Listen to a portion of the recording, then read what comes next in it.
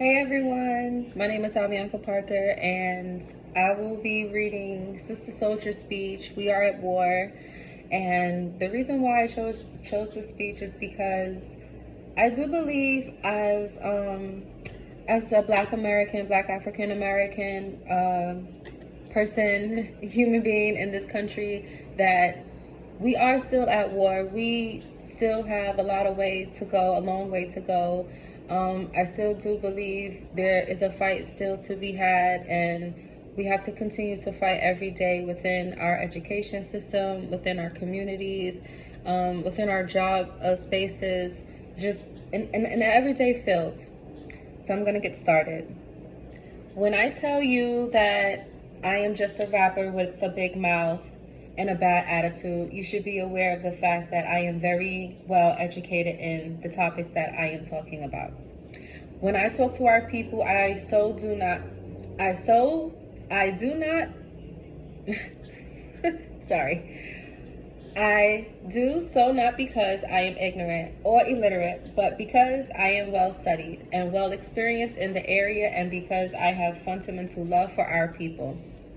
And I think that we deserve much better than we encountered in the United States of America.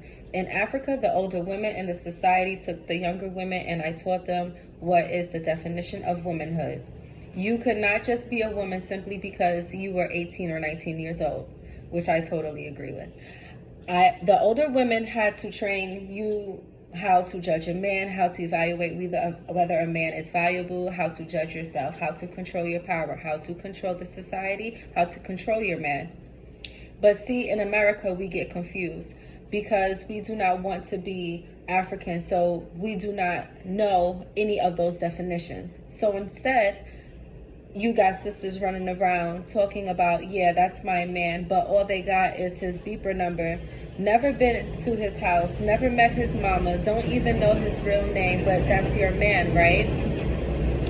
Yeah, you see, in African society, they taught you that to be a woman is to be powerful thing. But in America on television, they teach you that to be a woman is to be cute and stupid. We begin to judge African men by the size of their wallet and the kind of car they're driving, but instead of the strength of their character. You see, but if we were African American, you would be taught the first thing that you could do is communicate, to try to understand what is the nature of the man that you're dealing with. What are his goals, his objectives in life? What do he value, consider precious? Where is he moving? And does he have anything to do where you're going? Communication to find out where he is and and what he's involved in. You meet his mother and his father to see what situation he has emerged from, not to judge him by the money that he has in his pocket, but to look at the situation so you know exactly what you're dealing with. In African society, a man is taught the definition of a man wasn't that were you a man just because you're 18 or 19 years old, or just because you attended Cheney State University. You were a man if you had established a spiritual connection to the Creator to teach you the value of life and the value of force that is greater than yourself. That you are a man if you can protect your woman and provide for your woman. That you are a man if you produce your children and claim the children that you produce. You are not a man if you gain total mastery and discipline over your lowest self, which means that you are not controlled by St. Eve's, malt liquor, drugs, crack, sex, or any foreign substance. And any young African man would not meet the criteria, would never be able to emerge from the manhood society with a level of respect and power, and he would cause shame in his family or on his family. But in America, because we as African people in America don't want to be African, most of our younger brothers struggle to try to understand what manhood means, which is why you have most of them making the mistake of thinking to be a man is to be a gangster. To be a man is to shoot another brother that looks just like you, to show who is the punk and who is the chump and who's the macho guy. Something they saw in some old Italian movie.